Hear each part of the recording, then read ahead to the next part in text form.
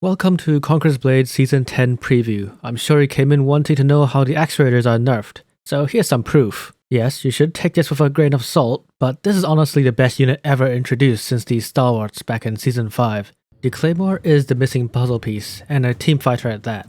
This might be a good season, at least this PTR gives me hope. Let's get into details, shall we? The first topic, the Actuator Nerf. Because we do not have the patch notes yet, I can only assume how much the actuators were nerfed. But a nerf is still a nerf. They lost some damage reduction and can be wiped out much easier and faster than before. I'm not sure yet, but it seems like archers and ranged have an easier time dealing damage to them. Now all of this is speculation and hearsay, but at least provides some hope to anyone playing or going to return to the game. I for one stopped playing the season because it became tedious to play with them axe raiders every time. For the new units, the Bagpipes are the first dedicated support unit in the game. They increase either attack or defense, and do so in a large radius. According to the Chinese translation, starting the buff gives a 12% bonus, and doing it for more than 8 seconds, or using the third skill provides a 30% gain.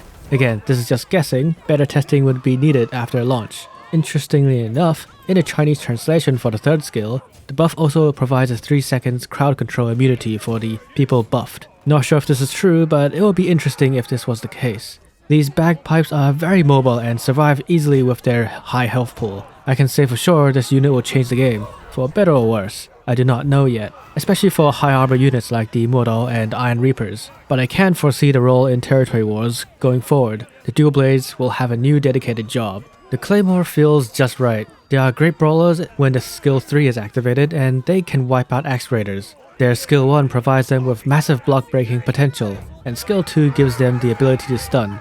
But most importantly, the third skill makes them one of the best brawlers for 15 seconds, giving them attack bonuses, damage reduction, and more movement speed. But when this skill ends, they also receive a massive debuff to the damage, and most importantly, survivability. So this is very obvious when they are strong and when they are weak, and therefore counterplay is possible and even encouraged.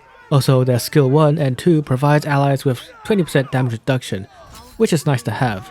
And their skill 3 takes 60 seconds for cooldown. A bit too high, but that makes them balanced. Their general gameplay would be taking on tough fights, then returning before the debuff kicks in. Furthermore, they do not have any stun resistance other than when using skill 2.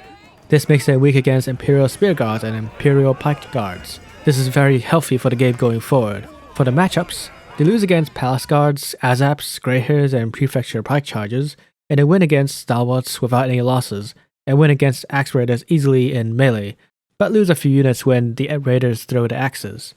The Hounds are glass cannons having abysmally low health, below 3000 in the PTR, and the dogs have about only 5000, but they do have high damage potential and provide some good debuffs. Their dogs are similar to Kashyyyks in control, cannot climb stairs, and so they are basically cavalry that deals damage equal to Axe Raiders, but without the survivability. The archers have the potential to counter Axe Raiders with their debuffs, but this needs more testing when they come out. And I believe they will get a health buff later when they do come out, or else they will become fodder for longbows and muskets. As for now, I can say their 18 archer models are like a combination of Prefecture Archer accuracy, non-com bleed, and 3-bolt magazine that aims for heroes when using skill 1.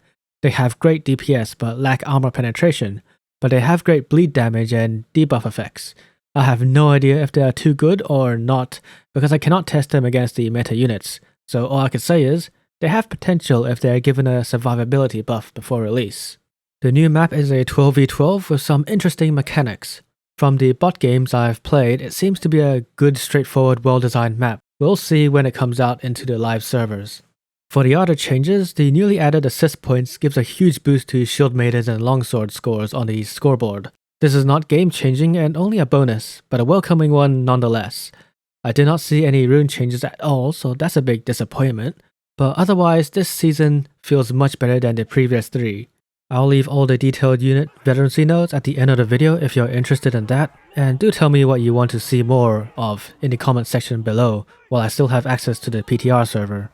By the way, I'm just on the precipice of 1000 subscribers and my goal is to reach that by the end of the year, so adding a like and sub would be much appreciated. If you consider playing Conqueror's Blade, do check out the description below for free stuff. You should join my Conqueror's Blade Discord for more Conqueror's Blade information as they come out, and to get the newest information about the new units.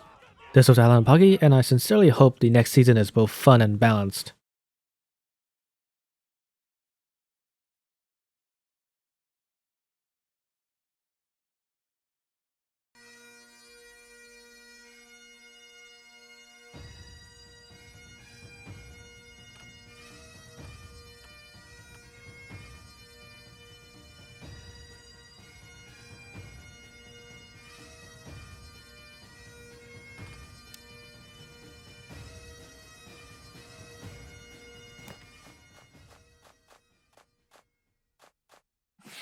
For the clan!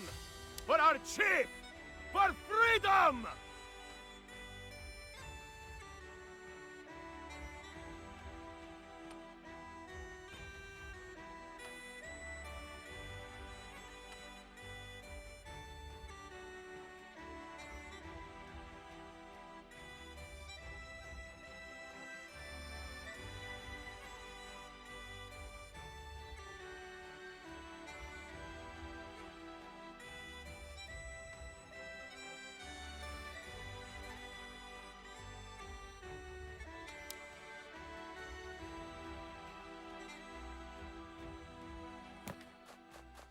Let loose the dogs of war!